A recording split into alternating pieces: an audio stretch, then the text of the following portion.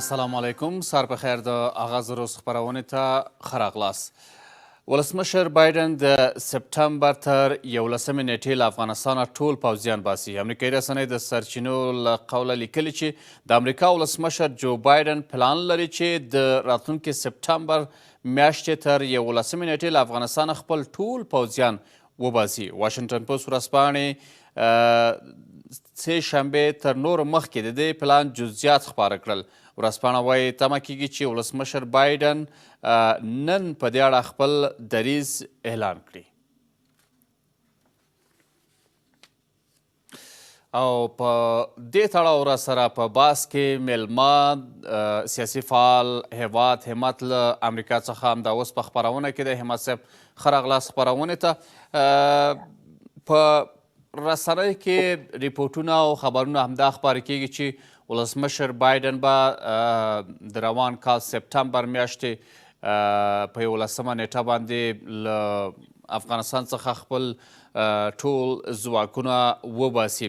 بل لوري ته بیا طالبانو هم په تازه وینا کې ویلي دي چې تر هغه چې ټول بهرني ځواکونه له افغانستان څخه وتلي نه وي دوی به د افغانستان د سولې په تړاو په هیڅ ناسته کې ګډون ونه کړي. ستاسو نظر پر دې راخلو چې فکر نه کوئ چې امریکا بیړه کوي له افغانستان څخه د خپلو ځواکونو په وتو کې؟ جلالي صاحب خبره دا ده چې امریکا 20 کاله کېږي افغانستان کې خپل پوځي حضور لري. نو فکر کوم دوی اوس په دې باندې فکر کوي چې څنګه په مسؤلیتانه ډول سره دغه پوځي حضور پای ته ورسوي. نو په دې باره کې که څه هم د ټرمپ ادارې دا پرېکړه کړې وه چې دوی به خپل پوځونه د مې میاشتې پیل کې د افغانستان څخه وباسي، خو کله چې د امریکا د دغه نوې اداره مخې ته راغله د جو بایدن اداره، دوی ته ورلې مخې نور مسایل کورني مسایل مخې ته پراته وو چې دوی هغې ته لومړیتوب ورکړ او د افغانستان د سولې پروسې په ارزولو په ورته وخت کې د هغې په ارزونه هم بوخت شول. نو د هغو ارزونو په ترڅ کې د امریکا اوسنۍ ادارې مشر جو بایدن دې پایلې ته رسېدلی چې دا به ممکنه نه وي چې د ټرمپ هوکړې سره سم امریکایي ځواکونه په مې کې وباسل شي. خو دا یوه بله پایلې به څه ښاغلی همت له افغانستان څخه د امریکایي ځواکونو د وتو هغه پایلې به څه؟ دلته اندېښنې شته. نن کله چې د امریکا رسنیو دا خبر خپور کړ چې بایدن پلان لري د سپټمبر په 11 امریکایي ځواکونه له افغانستان څخه وباسي، د امریکا د سنا د وسلوالې کمیټې ارشد غړي جیم هم په دې باره کې اندېښنه ښکاره کړله او دا یو بې پروا او خطرناک پلان وبللو. دا ویل چې مونږ د ده اندېښنه دا وه چې که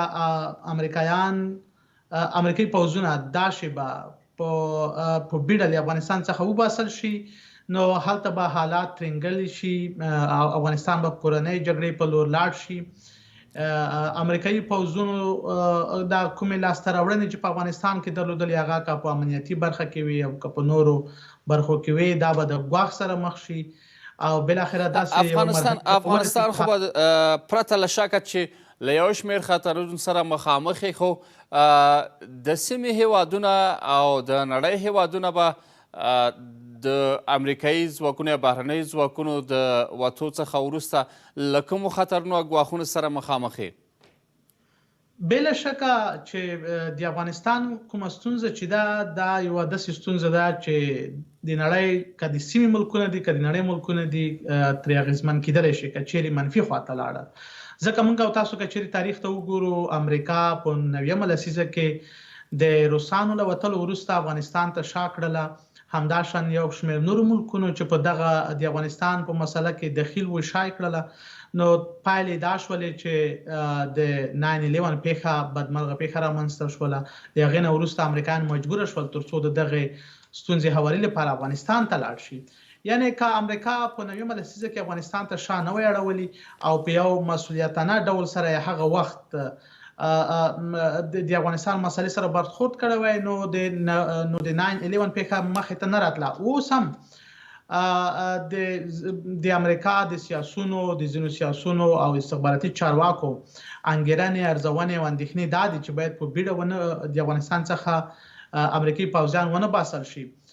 خو دلته د سولې خبرې روانې دي.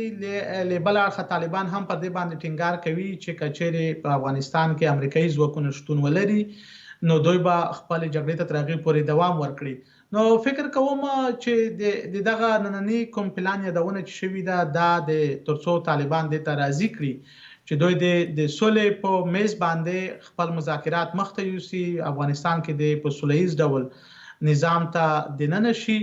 نو اوس دغه پریکړه چې نیول شوې نه ولسمشر بایدن به په دې تړاو باندې خپل هغه رسمي دریځ هم اعلان کړي. د دغه دریځ اعلانېدل آیا د طالبانو سره په همغږۍ کیږي، دوی سره په سلا مشورو شوی دی، د افغانستان حکومت سره په سلا مشورو شوی که یوازې امریکا هغه خپله پالیسي تطبیقوي؟ دغه تصمیم ادارې د امریکا کوم ادارې چې نیولې دی فکر کوم دوی د هغه ارزونو او د هغه موندنو د هغو سلا مشورو په ترڅ کې دا تصمیم نیولی دی چې دوی په دې تیره موده کې په دې لنډه تیره موده کې په هغې باندې بوخت وو. د کانګرس د امریکا کانګرس یو هیئت ټاکلی وو ترڅو د امریکا د سولې پروسه وارزوي، هغې موندنې شریکې د نوې ادارې سره شریکې کړلې. نو دا تصمیم د هغې ارزونو په ترڅ کې نیول شوی دی. خو دلته خبره دا ده که چیرې د سولې پروسې نتیجه ورکړله نو بیا د دغه یعنی تاسو وایئ چې د امریکا د طالبانو سره په سلا مشورو دغه تصمیم نیول شوی دی که نه؟ نه، زما منظور دا دی چې دا تصمیم چې نیول شوی دی دغه امریکا حکومت د خپلو هغو ارزونو په ترڅ کې نیولی دی. یعنی ما دا خبره تیرو خپرونو کې هم کړې وه کله چې د ټرمپ ادارې د سولې کومه پروسه پیل کړله د امریکا کانګرس بیا یو هیئت وټاکلو ترڅو دغه پروسه وارزوي. دغه هیئت د 2020 کال جولای نه تر دسمبره پورې خپلې ارزونې وکولې او هغه بیا د نوې ادارې سره شریکې کړلې. د دوی ارزونه هم دا وه چې د افغانستان څخه د ځواکونو په وتلو کې باید بیړه ونه شي. نو همغه وجه وه چې د مې کوم تاریخ چې ټاکل شوی وو چې ټول پوځیان باید ووځي هغه وځنډول شو، اوس تر سپتمبره پورې وغځول شو. خو اوس خبره دا ده که چیرې په ترکیه کې کیدونکي کنفرانس کې د سولې خبرو پرمختګ وکړلو نو بیا فکر کوم بیا به اړتیا نه وي چې امریکایي پوځیان په افغانستان کې حضور ولري. خو که په هغه د ترکیې په مذاکراتو کې پرمختګ ونه شولو او امریکایان او ټول امریکایي پوځیان بدون د دې نه چې ډډمن حالات شاته پرېږدي د افغانستان څخه ووځي نو یو سلسله خطرونه شته، ګواښونه شته چې حالات به منفي خواته بیا ولاړ شي. درست. او د طالبانو تازه څرګندونه چې تر هغه چې وایي امریکایي ځواکونه له افغانستان څخه ونوځي دوی د افغان سولې په تړاو هیڅ ناسته کې ګډون نه کوي. دا خبرې بیا څه معنا ورکوي؟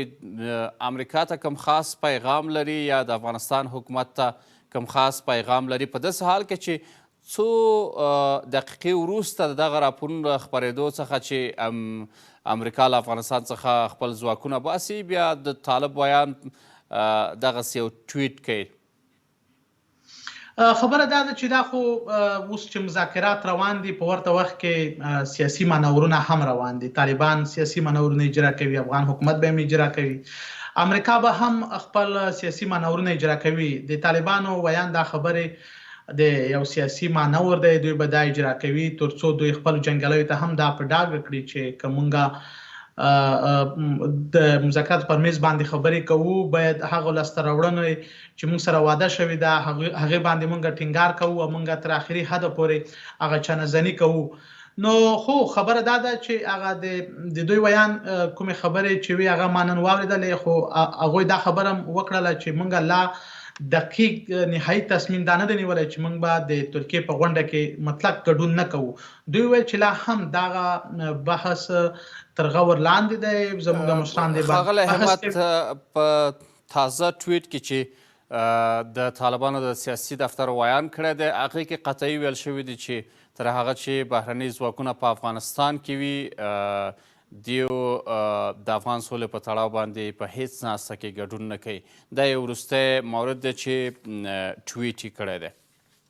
ښه، دغه ټویټ یې ما نه ولیدلی، خو له دې نه مخکې د طالبانو ویان ذبیح الله مجاهد تازه بیان و نن چې دوی شمشاد سره خبرې کولې. دوی دا خبره وکوله چې موږ ترکیه کې هغه غونډې لپاره د خپل ګډون هغه دقیقه پرېکړه لا تر اوسه نه ده کړې. دغه زموږ ارزونه یعنې اوس د امریکا دغه پرېکړه چې کړې ده دا به وروستی او نهایي پرېکړه یې که نه امکان لري چې یا مخکې یا وروستی په دې پرېکړه کې بدلون راشي؟ بدلون کېدای شي، حالات دي، یعنی که چیرې حالات بدلیدل کېدای شي بدلون راشي. یعنی یو وخت و چې نږدې و طالبان کیمپ ډیوډ ته راشي، د ټرمپ سره وویني، خو یو ناڅاپه د شپې هر څه بدل شول او سبا ته ټرمپ له دغه پلان څخه په شا شولو. همداشان امریکا د ایران سره اټومي هوکړه کړې وه چې ټرمپ راغللو، هغه هوکړه یې لغوه کړله او دوی اوس بیرته له سره په یوه بله هوکړه باندې فکر کوي. یا مثال عراق کې موږ یو ښه مثال لرو چې امریکایان له عراق څخه ووتل، چې کله حالات ترنګلي شول بیرته هغه ته راغلل، عراق ته بیرته راغلل. نو دغه د امریکا پرېکړې فکر کوم د حالاتو پورې ډېرې اړه لري.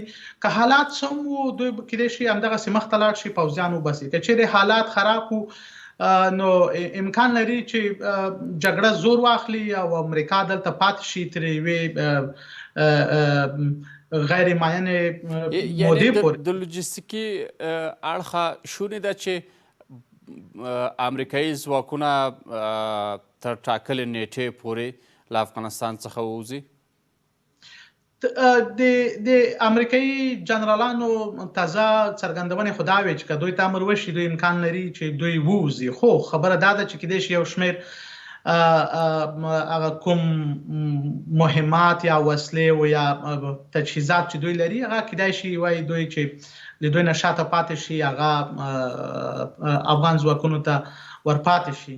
نو دوی دا اندېښنه څرګنده کړې ده، خو دا احتمال هم نه دی رد کړی چې که دوی ته امر وشي چې دوی به ونه شي کولی چې له افغانستان څخه بهر ووځي.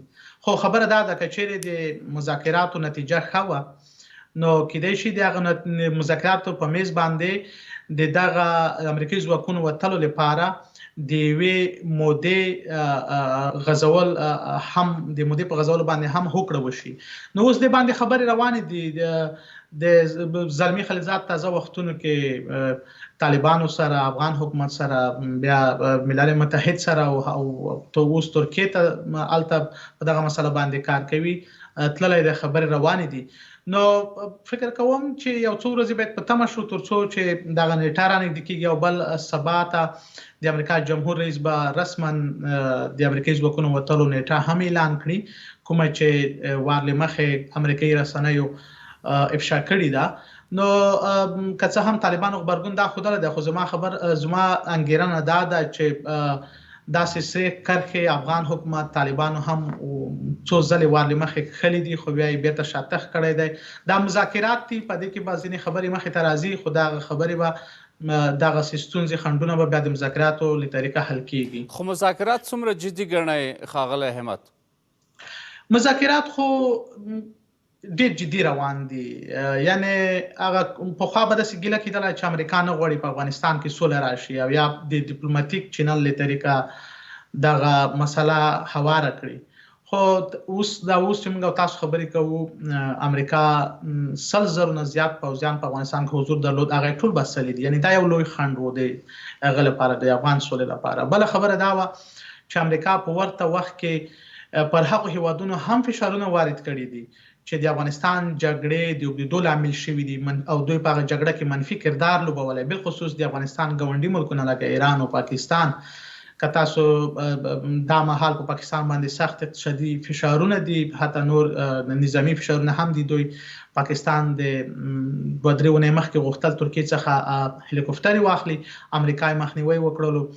بلخوا ایران په سیمه کې د بغاوت اور ته لمن وهله چې هغه د دوی قماندان تیر کال 2 کاله دمخه امریکایي ځواکونو، هغه د کوز ځواکونو کوم قماندان چې امریکایي ځواکونو وژلو، قاسم سلیماني. نو او بل خبره دا ده چې دوی په مستقیم ډول د طالبانو سره مذاکراتو ته لاړل امریکا، او یو هوکړه وکړه او بلې هوکړې لپاره لار پرانیزله. یعنی دا هغه څه دي چې امریکا په ډېر جدیت سره نیولې دي، او دغه لار چې دوی کومه تعقیب کړې ده دا اړینه وه ترڅو داسې یو ماحول مخې ته راشي. که چیرې امریکا دغه کارونه نه وای کړي نو موږ فکر نه کوم چې موږ به نن په داسې یو موقع کې وای، داسې یو حالت کې وای چې د دې سولې خبرې وای او په دومره جدیت سره د دې ترڅنګ ښاغلی همت یوازې د امریکایي ځواکونو د وتو خبره نه ده، دلته میش بهرني ځواکونه د ناټو ځواکونه هم میشت دي په افغانستان کې. د دوی برخلیک به څه کیږي؟ آیا دوی به پاتې کیږي او که نه د امریکایي ځواکونو سره به هممهاله دوی له افغانستان څخه وځي؟ په داسې حال کې چې وړاندې هم د ناټو سرمنشي ینس سټولټنبرګ ویلي و چې دوی د امریکا سره په ګډه راغلي دی او په ګډه به له افغانستان څخه وځي. بیا که داسې یو موضوع مطرح کیږي نو افغانستان څه فکر کوي چې بیا چاته پاتې کیږي؟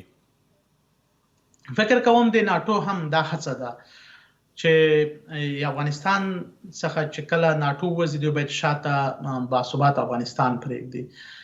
نو همدا وجه وه چې کله د ټرمپ ادارې پرېکړه وکوله وخت په وخت د ناټو استازو د اعتراض په بڼه رسنیو په وړاندې به دا خبره کوله چې مونږ کوشش کوو چې امریکا سره خپل بحثونه جاري وساتو ترڅو مونږ یو ځای له افغانستان څخه په ګډه ووځو. یعنی داسې د دوی هغه وخت انګېرنه دا وه چې که امریکا ځانونه مخکې کړي ووځي نو موږ به پاتې کیږو، ځکه دوی لپاره هغه وضعیت حالت یقیني نه و. خو دا اوس اونۍ وړاندې چې د ناټو د دفاع وزیرانو او یا د کومه د ناټو لوړپوړو غړو غونډه وه، په دې کې امریکا په ډېر فعال ډول سره رول ولوبولو او دوی یو او د بالخصوص د امریکا نوې ادارې ناټو ته ډاډ ورکړ چې امریکا بیرته غواړي چې ناټو په یو قوي اتحاد سره بدل کړي او دغه اتحاد کې چې کومې نیمګړتیاوې شتون درلودلو یا کومې ګیلې مانې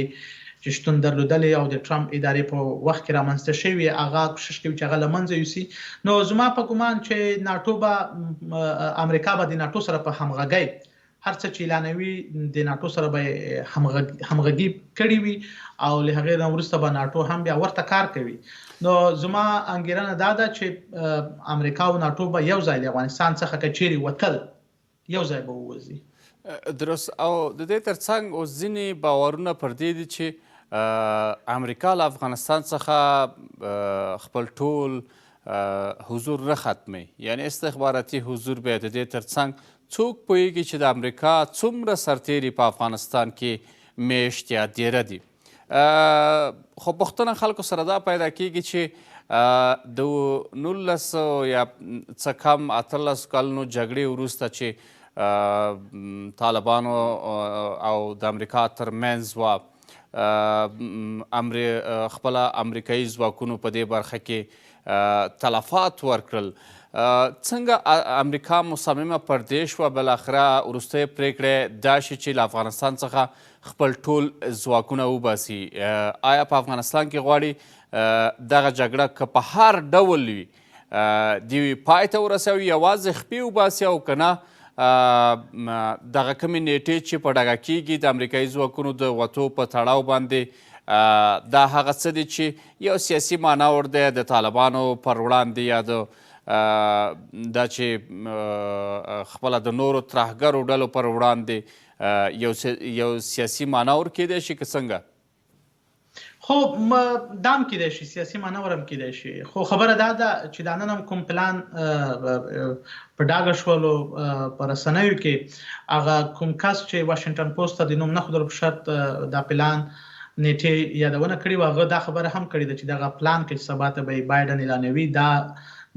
دا پکې یاد شوي چې امریکا که څه هم په د سپتمبر په 11 به خپل پوځونه باسي، خو دوی به لا هم په سیمه او افغانستان باندې د داعش او القاعده او نورو ترهګرو ډلو باندې خپل نظر ساتي. که چیرې وضعیت پیچلی کېدلو دوی به بیرته دخالت کوي. ما دا خبره مخکې وکړله د نظر ساتلو هدف څنګه، یعنې استخباراتي حضور به لري او که نه د امریکا نه به پرې نظر ساتي؟ نو طبعا چې که امریکا غواړي په سیمه باندې نظر وساتي، نو هغه خو له امریکا څخه نشي کولی. نو دوی باید په یو ډول هلته حضور ولري، او دا حضور به دوی یقیني کوي چې دا حضور په افغانستان کې د ټولو اړخونو په خوښه وشي. دا اوس د ترکیې مذاکرات هم چې روان دي، نو همدې په خاطر روان دي. نو زما په ګمان امریکا خپل حضور به په افغانستان کې تر یو وخته پورې که چیرې د حالات سم نشول وساتي، ځکه د افغانستان کومه ستونزه چې دا یوازې د افغانانو او طالبانو ترمنځ نه ده. په دې کې ډېر اړخونه ښکېل دي، په دې کې داسې اړخونه هم ښکېل دي چې د امریکا سرسخته دښمنان دي او دوی غواړي چې د دې ترڅنګ خو خپله د امریکایي ځواکونو حضور کم حضور یا زیات حضور او یا دا چې د یو خپل حضور ختمی په افغانستان کې، مهمه خبره اوس دا ده چې خپله د افغانستان حکومت څومره تیاری لري، که څه هم تر یو حده پورې تر ډیره بریده جګړه د افغان ځواکونو په غاړه ده. آیا امریکا به خپل هغه لوجستیکي مرستو ته او پوځي مرسته له د افغانستان حکومت سره دوام ورته ورکړي، او همدارنګه د افغانستان حکومت امنیتي او دفاعي بنسټونه څنګه کولی شي چې ټوله جګړه پر غاړه واخلي؟ که چیرې امریکا د اقتصادي مرستو د افغانستان سره د اقتصادي مرستو لاس واخیست، فکر کوم بیا به ستونزمنه وي افغان حکومت لپاره، افغان پوځیانو لپاره، چې جګړه کې همدغسې دوامدار دوی پاتې شي او دوی جګړه وکړي. خو که د امریکا اقتصادي مرستې وي بیا امکان لري. خو دلته یوه بله ستونزه چې امریکا ورسره لکه امریکا ترې ناخوښه ده، هغه اداري فساد دی. افغان حکومت لا هم په کور دننه اداري فساد باندې بریالی شوی نه دی او لا هم د هغې په وړاندې زغم لري. نو دغه اداري فساد د امریکا د چارواکو او د امریکایانو حوصله تنګه کړې ده چې له یوې خوا امریکا په جګړه کې ښکېله ده او له بله خوا د دوی هغه مرستې چې کېږي افغانستان سره د افغانستان جوړونې لپاره هغه بېځایه مصرفېږي. نو فکر کوم او یوه بله ستونزه دا ده چې دا مهال د کومه ډیپلوماتیکه سیاسي فضا چې دا هغه تفاهم هغه فضا خړه پړه شوې ده او داسې نښې ښکاري چې اشرف غني ټیم د امریکا سره په دغه تفاهم فضا کې چې سیاسي تفاهم فضا رامنځته کړي، لا تر اوسه دوی پاتې راغلي دي، ځکه امریکایان یو ډول طرحه وړاندې کوي، اشرف غني بیا بل ډول طرحه وړاندې کوي. نو دا له دې څخه معلومیږي چې دلته هغه ډیپلوماتیکه ستراتیژیکه سیاسي فضا کې تفاهم له منځه تللی دی. نو که چیرې وضعیت دغسې بې خونده مخته روان وي، نو فکر کوم امریکا به بیا دې ته زړه ښه نه کړي چې افغان ځواکونو سره یا افغان حکومت سره خپلو مرستو ته دوام ورکړي. او که کله مرستې ودرېدلې نو وضعیت بیا بحراني کېدلی شي. سیاسي فعال هیواد همت ډېره زیاته مننه له امریکا څخه.